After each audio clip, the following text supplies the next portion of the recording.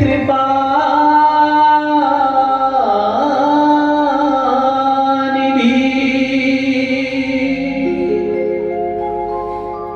नाथ कहूँ सती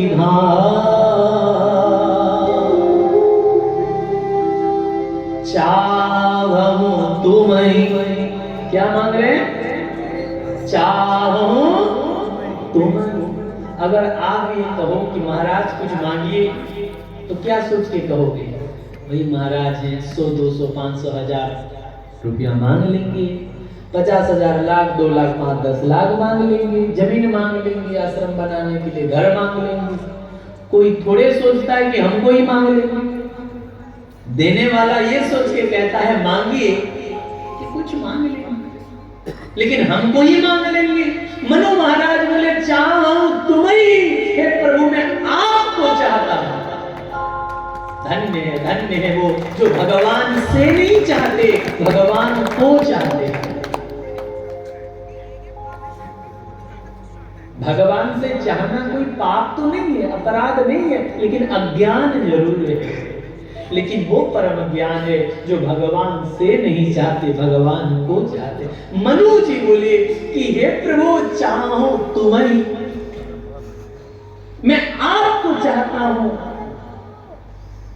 भगवान मनु जी की ओर देखने लगे तो मनु जी को थोड़ा संकोच हो गया और वो बात को थोड़ा सा बदल दिए। क्या बदल दिए? बोले चाहूं तुम्हें। चाहते तो प्रभु को ही थे, लेकिन कह दिए बोले चाहूं तुम्हें समान सुत प्रभु सन कवन दुराव। हे प्रभु हम आपके जैसे पुत्र चाहते हैं।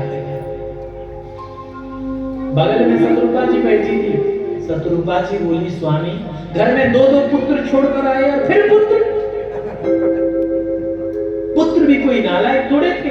उत्तान पाद प्रिय व्रत जैसे वेद प्रशंसा ही जाई, वेद जिनकी प्रशंसा करता है, ऐसे सुयोग्य 2-2 पुत्र छोड़कर आए और फिर पुत्र मांग रहे हैं आप।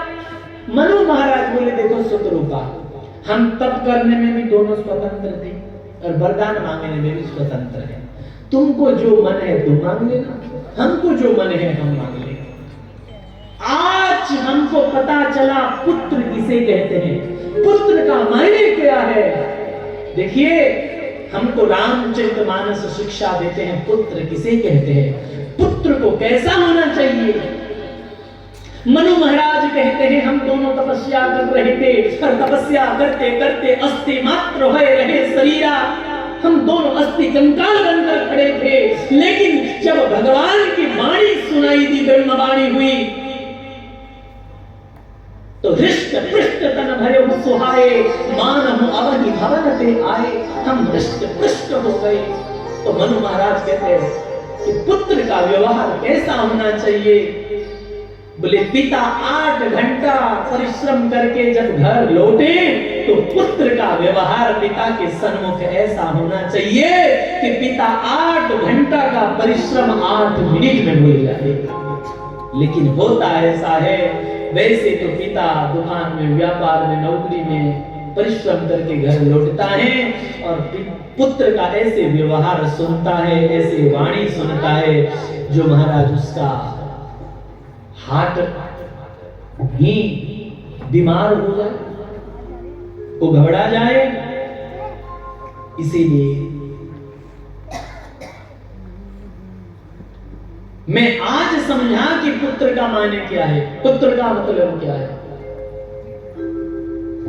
आज मेरी समझ में आया, इसीलिए मैं पुत्र मांग रहा हूं। कौन से पुत्र मांग रहे? बोले चाहूं तुम्हीं समान सुत प्रभु सन कवन दुराव। प्रभु मैं आपके जैसे पुत्र चाहता हूं। तो भगवान बोले आप सरिस खोजहूं कहां जाई, इसीलिए नृपत वतनय भोग में मेरे जैसे तो कोई नहीं है, इसीलिए मैं ही तुम्हारा पुत्र बनकर आऊंगा। एक संत बढ़िया बात दे रहे थे, मुझे बहुत अच्छा लगा। भगवान पुत्र बनकर आए, क्यों?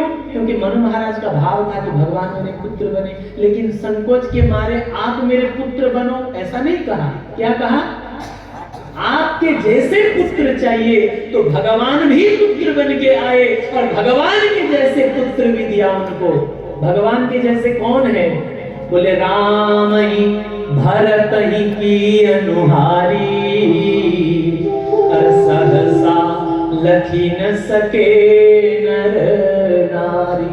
राम जी और भरत जी, इन दोनों का रूप एक, गुण एक, स्वभाव एक, रंग एक, वर्ण एक, सब एक, बस नाम दो है अलग अलग, भरत और राम। इसीलिए भगवान स्वयं राम बनकर पुत्र बनकर आए और अपने जैसे पुत्र भी दिए भरत के रूप में। इसीलिए भगवान उनको वरदान दे दिए मनु जी को, बोले तथास्तु। अब बराबरी की तपस्या शतरूपा जी ने की। उचित यह है कि शतरूपा जी को भी कहा जाए कि आप भी कुछ मांग लो, और भगवान ने ऐसे ही कहा, शतरूप ही बिलोकी कर चोरे, देवी मांग वर जो रुचि तोरी। हे देवी वरदान मांग लो। तो शतरूपा जी ने वरदान तो कुछ मांगा नहीं। भगवान को बड़े बड़े आंख से देखने लगे। भगवान बोले मनु जी, आप तो बड़े सीधे साधे मालूम पड़ते हैं, लेकिन देवी जी तो बहुत तेज तकरार लग रही है। भगवान बोले शतरूपा जी, आप मुझसे नाराज हो? शतरूपा जी बोली, प्रभु मैं आपके व्यवहार से दुखी हूं। भगवान बोले, मैंने ऐसा कौन सा गलत व्यवहार किया जो आप दुखी हैं?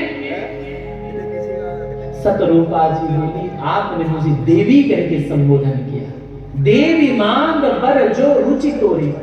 भगवान बोले, भारत के महिलाओं को देवी शब्द से बड़ा संबोधन क्या हो सकता है, इसीलिए हमने देवी कहा। शतरूपा जी बोली, प्रभु जब आप मेरे पति को पिता रूप में स्वीकार कर चुके हैं, तो मुझे देवी कह के क्यों बुलाते हैं? मुझे आप मां कह के बुलाते हैं। प्रभु के नेत्र में जल भर आया और प्रभु आगे कहते हैं शतरूपा जी से, मातु विवेक अलौकिक तोरे,